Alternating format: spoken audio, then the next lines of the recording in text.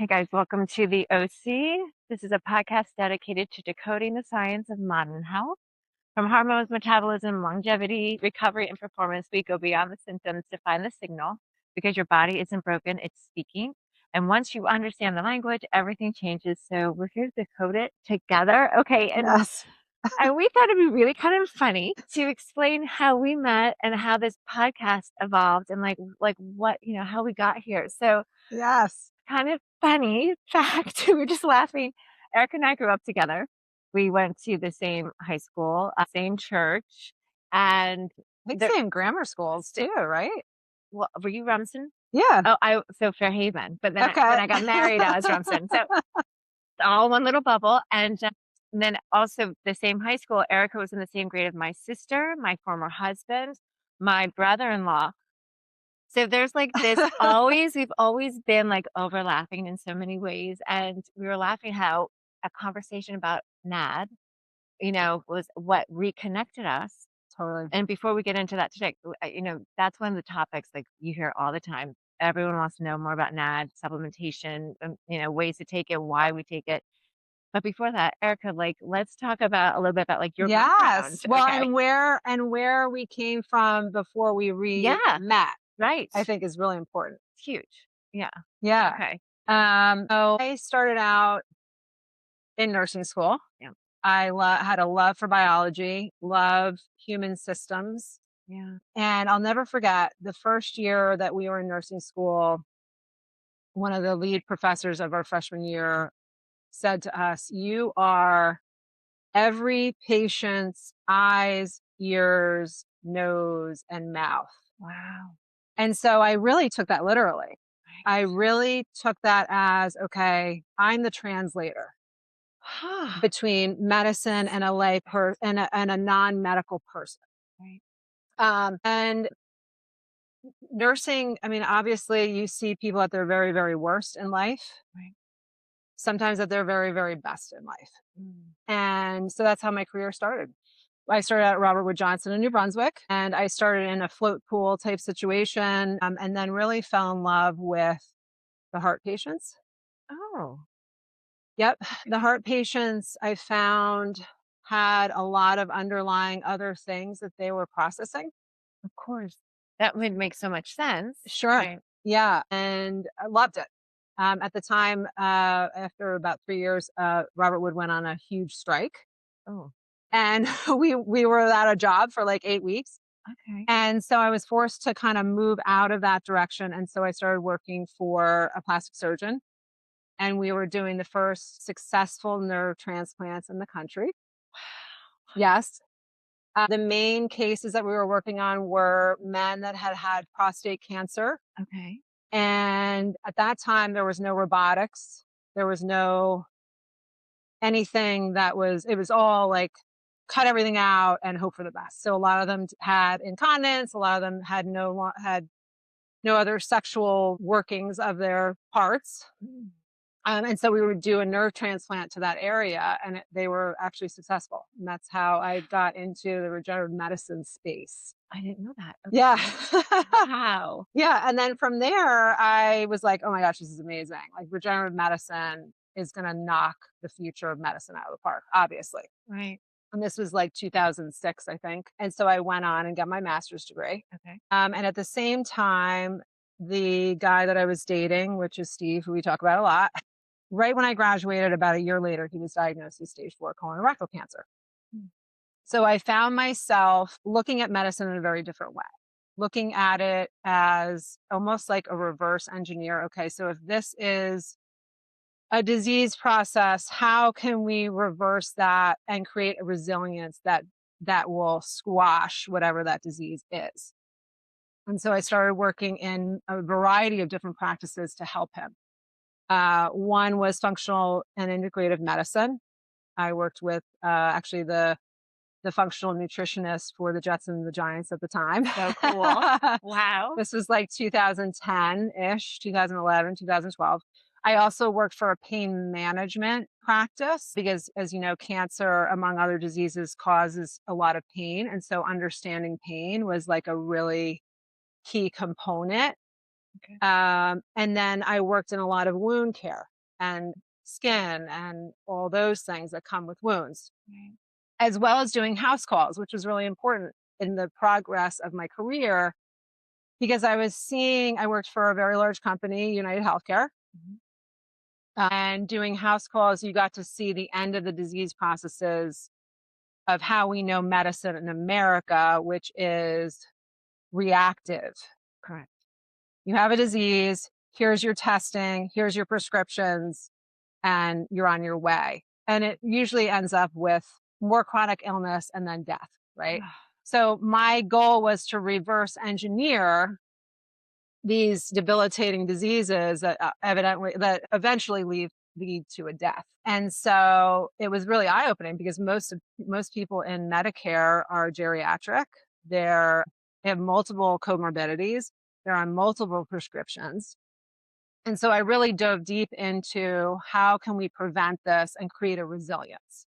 Can I just say how amazing you are? Like, I'm listening.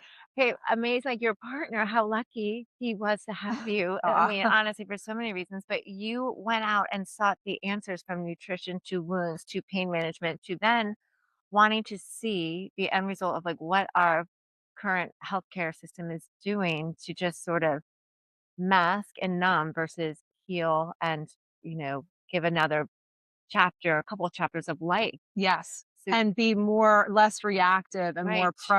I proactive love for that. sure. Yeah. Right. Yeah. Okay. So really cool. And when he died and then COVID hit, it was a window of, okay, how do I incorporate all of this knowledge of about a decade into one thing? And it's evolved. I mean, you've Right. seen, Yes. and So that's much. how we met then. Right. Right. But I want to get into how you came back to this Oh area my and, god.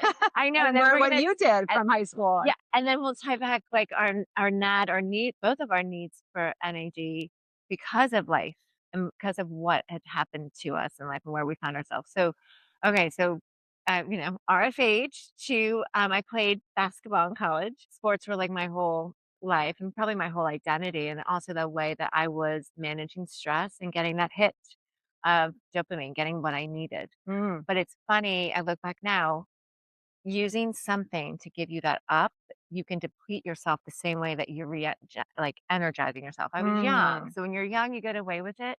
Both each year of life, I was like, oh, I'm depleting myself because I still can't get my brain to that point where I was really treating anxiety and depression through sports. And that, thank God, the good thing that happens, you become really good when you're like obsessive over something. mm, So I was obsessively always playing this sport and loving it and training, but which ultimately led to, like, just a breakdown. Like, I no longer wanted to play. I was so depleted. mm, I played for 2 years in college and gave up my scholarship. So, it's like, I have no joy left in me to, like, desire joy to do this. And I really went into depression. I was then started leaning more heavily to alcohol, which was so normalized because you're in college. And so sure. everyone's That's drinking. the So culture. right. So I'm like, well, I'm not playing sport now, so I can like drink whenever I want to. And little did I know I have the gene of alcoholism, so I really could drink. You really can drink until you can't drink when you have this gene. It's so fascinating. Mm. So, that was my dance in college, psych major. I didn't really know we were Wow. talking offline. I didn't really have many, like, dreams and aspirations. I was so myopic with sports, and that was, like, kind of my whole world, and when that crumbled, I was more like, "Okay, well, I guess it's like I can't wait to have a family and get married," like, just not realizing there was more, and I do think my depression, my upbringing, not ever blaming any, but just understanding where I was coming from. So graduated, I taught for a little bit, even though teaching really wasn't anything that lit me up or I wanted to do it. It was more of like, "All right, I'll just do this," and like, kind of like checking the box, but I was always fascinated with the human body, human performance, and understanding like the gut brain connection, how to feel better because I was secretly battling so much pain and I would Mm, never ever talk about it, but I was trying to find solutions. So, like where you were going into all these different fields, I was dipping into different teachers and different modalities to try to like regulate this body that was so dysregulated. mm, But on the outside, I was holding it all together. And so, got married at a young age, we lived in New York City, which I loved, and that was so like, gave me so much. And then we moved back here, to Rumson, and that's when my addiction really went joop, and I was just sort of numbing and medicating some things that I wasn't addressing and depleting my NAD, which I didn't even know what NAD was then, and going deeper into, like, a pit, and so when we re-met, this was close after when Steve passed, I was newly sober, so our brains were kind of in a very Similar similar spot. We had dark both space. been numbing because Yes. you through Yeah. what you went through, me through somebody who was in a stage 4 disease state. So you're constantly numbing. My numbing was just learning more and trying to absorb more Yes. knowledge to help that state. Yeah. But yeah, NAD was a true no, it was like catharsis for both of Mhm. us. So when I know, like, you talk about how you went to a place where knew you needed to do, like, a complete reset of NAD. So Yes. when I, like, met you, you were sharing about that because I was like, "What do you Yeah, mean reset of NAD?" And you were sharing with me your experiences that, like, I was so dark and so depressed, and this kinda like the lights came back on. totally. And I was like, But okay." if we think about like our life stories, we're talking about almost over a decade of Yes. numbing. Yes.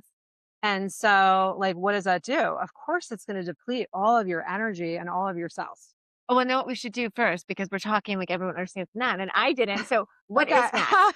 First and foremost, can you define that in like the most simplistic way? I know I have a definition. But then I love what you were saying, but like as a second grader. So I'll read this and then second grade this one. Yes, yes, Okay. yes. All right. So NAD is a molecule found in every cell of your body that helps turn food and oxygen into usable energy. Okay. Think of it as one of the body's essential energy and repair messengers, helping your cells produce energy, repair damage, and respond to stress so you can function and recover properly. And we know that alcohol depletes, wreaks havoc on that. I know now. I didn't know it then. Sure. So no wonder, like Yes. I was depleted, depressed, dark. Yes. Okay. And so if you're explaining this to a second grader, what would you say? Yeah. So all of our bodies are made up of cells. Every single part is from the top of your head to the tips of your toes. We Right. all have cells. And every cell has a battery. Think of NAD as the energy in every single one of those batteries. Okay. And so we think of the most regenerative parts of our body that consume the most NAD, which is this energy that fuels our little batteries. Right. Number one is your brain. What are you doing with alcohol and Mm. depression and all the things? Mhm. Number two is the liver, what metabolizes I mean, toxins. hello. And number three is skin.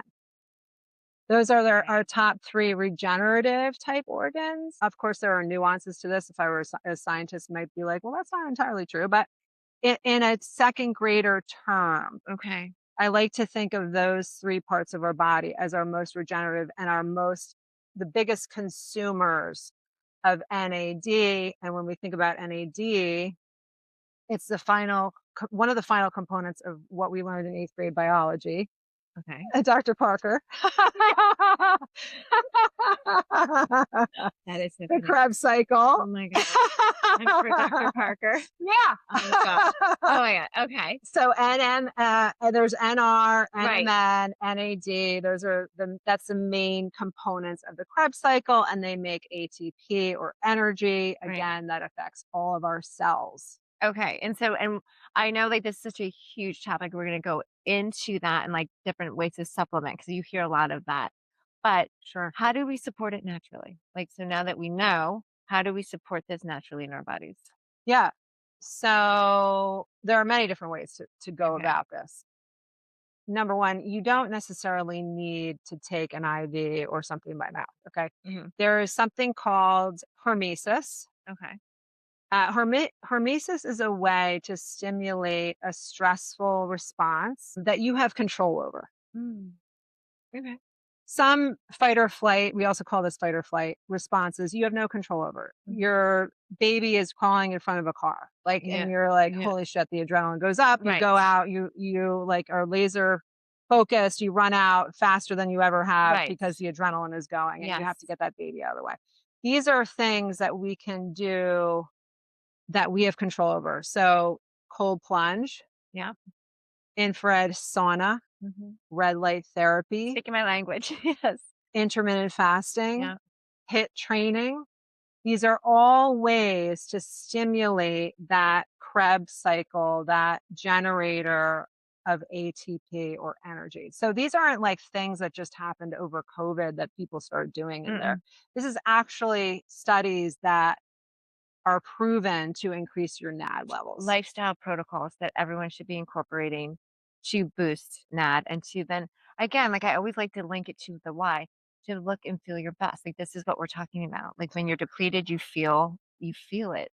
But also, and we're getting back to the first episode that we talked about this, we want to create a resiliency Mhm. because most life events you really can't plan for. No. So if you're resilient and you create this resiliency within every part of your body, then you whatever is coming at you just comes at you and is deflected off, Right. basically. So if you're doing, and these are small things in the big scheme of like the longevity medicine space or the health optimization space or the precision medicine space. Like these are Right. all buzzwords that people are talking Right. about now. I think COVID was a pivotal moment where people were like, okay, I don't necessarily trust what authorities are telling me about what's happening with this virus. How do I take my health in my own hands? How do I be empowered and empower myself and others? And Right. so we learned that, we can do these things at home Mhm. and feel good and create this resiliency that's needed. Brilliant. And as you're talking about that too, I'm thinking like a boxer, whatever it is, when you train and you know you're gonna get hit, you learn how to take the hit and you can like protect your body and hit back and like punch back Yes. and stay in the ring versus being knocked out. And that's life. Like you're gonna get punched, you're gonna learn how to Yes. take the hits, But protect your body. that's why this whole idea of hormesis is so valuable. You're Yeah. actually training for life when you do these things. But Mhm. also you're strengthening your mitochondria, which again are the little battery packs Yeah. that contain the ATP or energy that NAD fuels Right. in every single cell. And we're also being honest about that life is gonna be hard. It's gonna Yes. be okay. And the more you train for it and do these things, the more you're gonna actually enjoy it, roll with it, and maybe like see the blessing in the hard things. Like now we look back and look at that journey while horrific for you, look where it led you. Yeah. And like all the things that like you were forced to jump into and learn and now create a space where you something you should know about Erica, you are always learning. Yeah. You are you are, like, always investigating. You are always deepening your understanding to be of highest service, and, like, you always will have answers, which is amazing. Right. Well, and I think also, and we talked about this in the room a lot. I think it's important for anybody who's in a medical space to try things on yourself first. Yeah. Not necessarily everything, but I discovered NAD when Steve died in 2019. A colleague of mine, I knew obviously he was dying. He was dying for 9 years. He lived 5 years longer than what they had anticipated. Wow. And I knew in that grieving process before he died and then thereafter that I did not want to go on any kind of prescription drugs. Right. And so, of course, you research like what is the science behind depression? What is the science behind grieving? What is the science behind how the brain really works? And so what I discovered is depression and anxiety actually gobbles up ATP in your brain. And so when you're looking at that, you're like, okay, so how can I replenish this vital organ Right. that can cause that when depleted can cause this? And so there was preliminary studies coming out at that time about NAD, nicotinamide adenine dinucleotide, which is what we're talking about.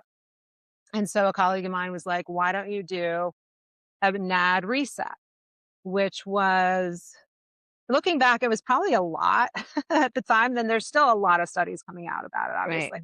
But it was 9 days Okay. of IV NAD, Wow. a gram a day. How did you feel? Like day 1 to I day 9. felt like the bionic woman that we grew up watching in the 80s. Obsessed with her. I channel her often. I did not need sleep. Whoa. I did not have any. I mean, of course, you reminisce about like who the person was that was in your life, and now there's a void, Yeah. But the grief was no longer there because I think the energy that I had been depleted over those 9 years of taking care of him and trying to keep him alive was replenished with NAD, which is the ATP Which regenerator, you just basically. made me think of something I've never thought of before. What if like a hungry soul is really a hungry brain? Yes.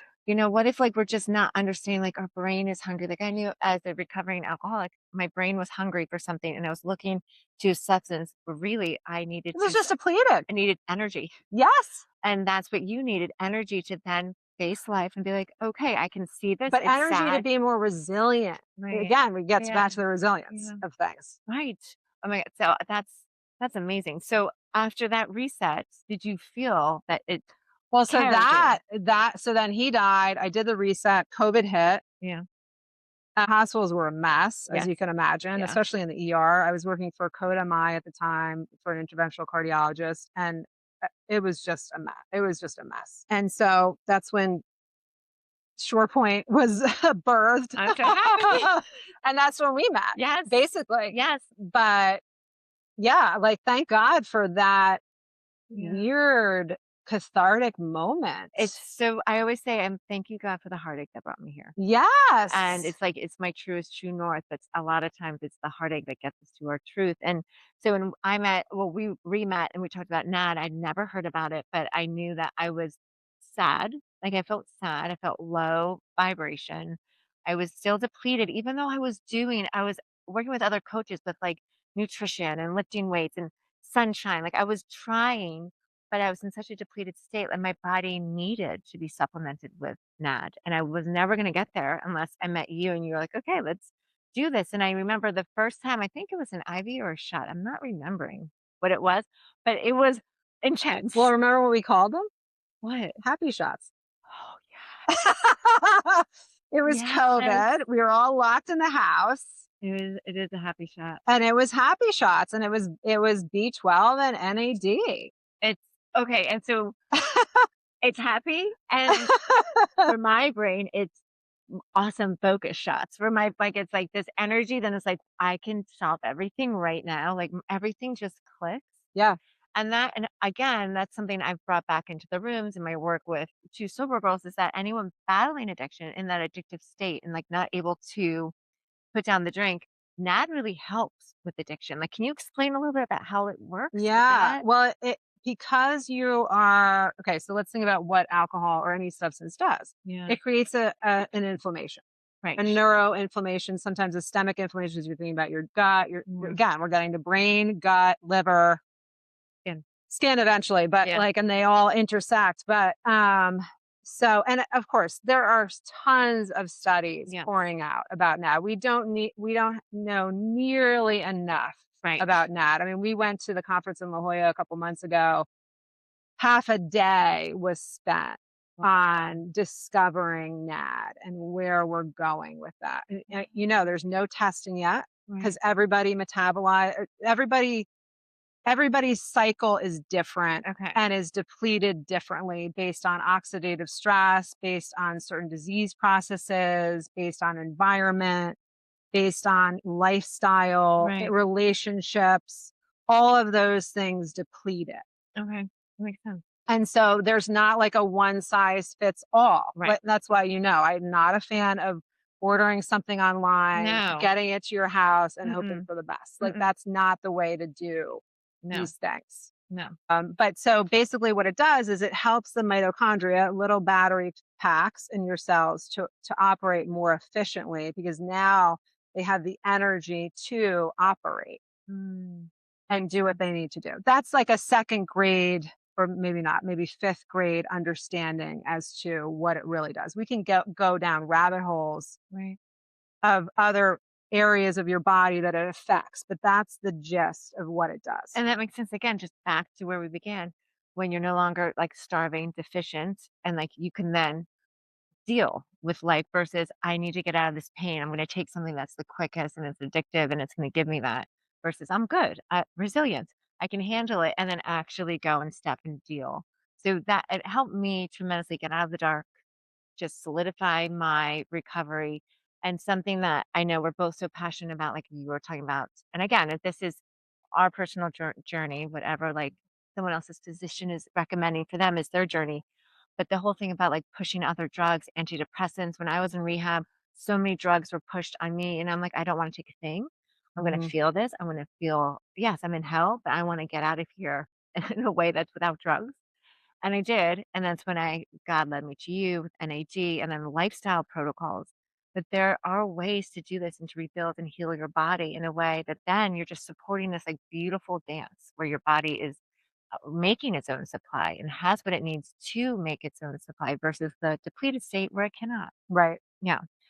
I feel like this is a topic that we will go on more Yes. with because there's so much Yeah, research. there's many nuances to NAD therapy for sure. But I wanted to say, like, right now, what's become really like popular, people are talking about NAD for skin, NAD for performance, Yeah, NAD for just aging in reverse. So, like, anyone out there listening is probably like, okay, that's where it's becoming really popular. But the uses and the treatment possibilities are endless. wild and Yeah, endless. Okay. yeah, and under the Okay. supervision of A doctor well, or and medical. I mean, I would even say some doctors don't most doctors don't Yeah. really understand the science behind No. it. I think it needs to be more mainstream medicine for Yes. sure.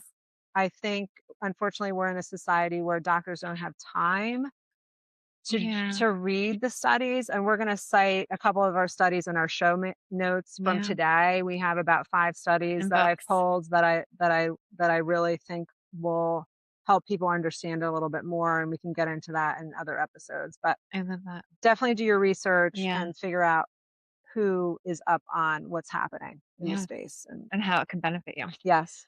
Okay, guys, that is a wrap. Just remember every signal, every shift, every sensation is data. Your body's always communicating. We're just here to help you listen. For more episodes, show notes, resources, head to the optimizationcode.com and we'll see you next time.